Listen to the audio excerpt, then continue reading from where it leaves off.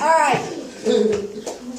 My suggestion, whenever you are presented with something, especially if you are not real familiar with it, is that you skim it, like I said, and read the topic sentences to get the main idea of what it's about, and then read it. Okay?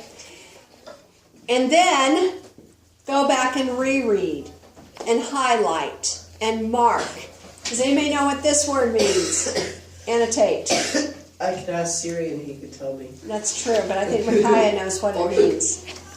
It's kind of like, it's basically taking notes. It's basically taking notes, but you might want to write like off to the side little ideas or underline it. Okay.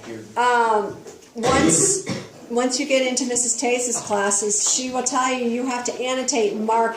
Ooh, that passage makes me feel like this, or I think this is important because of that throughout the stories.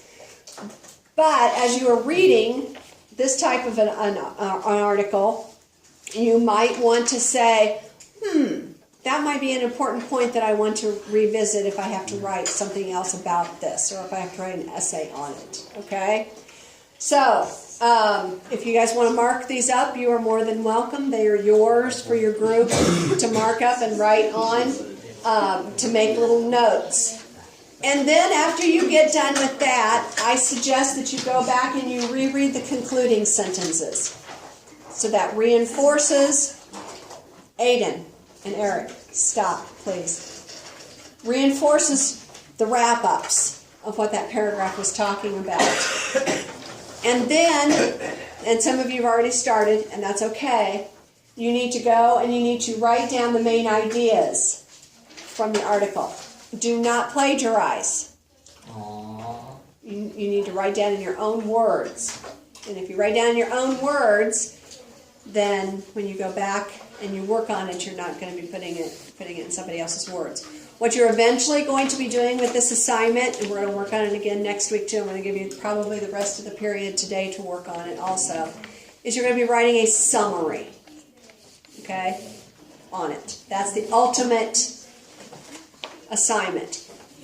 A summary, this is not long, so a summary is going to be much, much shorter. It should be just about a paragraph about what it's about. But first you're going to do the outline, so we'll probably only get through the outline today. The way you should organize this, see, I told you I'm going to. The way you need to organize it, the easiest way is to take those topic sentences, and those are your main topic points. So, what, if you were going to title this, what would you title it? Because you guys have all read it now. Annika?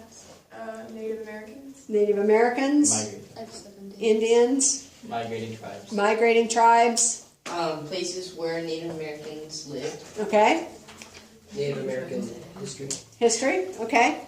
And then if you would, so you'd have that kind of like as your title, that's what it's about. So you've already summarized it. You've already come up with some ideas of what this whole thing is about. Your main points, if you use the topic sentences, and some of these aren't right at the very, very beginning. They're kind of down into the second one for some of them. But you can use those as your main points. So, based upon this article, how many main points would you have? A lot. A lot. You probably have 5 or so. Okay? And that's okay. So, you would make an outline with those 5. And then the subtopics underneath it are all the supporting things about it. So you guys kind of started, I know Abby, I could see her writing over there. You want to hold yours up? Kind of get an idea of, she started taking notes and she actually started writing and putting things in that order anyway. They know, Joshua didn't get into it, but they got it. Oh, you did get some of it too. Hey Josh, we study for our group. No. All right, so I'm going to give you guys the rest of the period to mark up that piece of paper, take notes, start organizing, and I want an outline.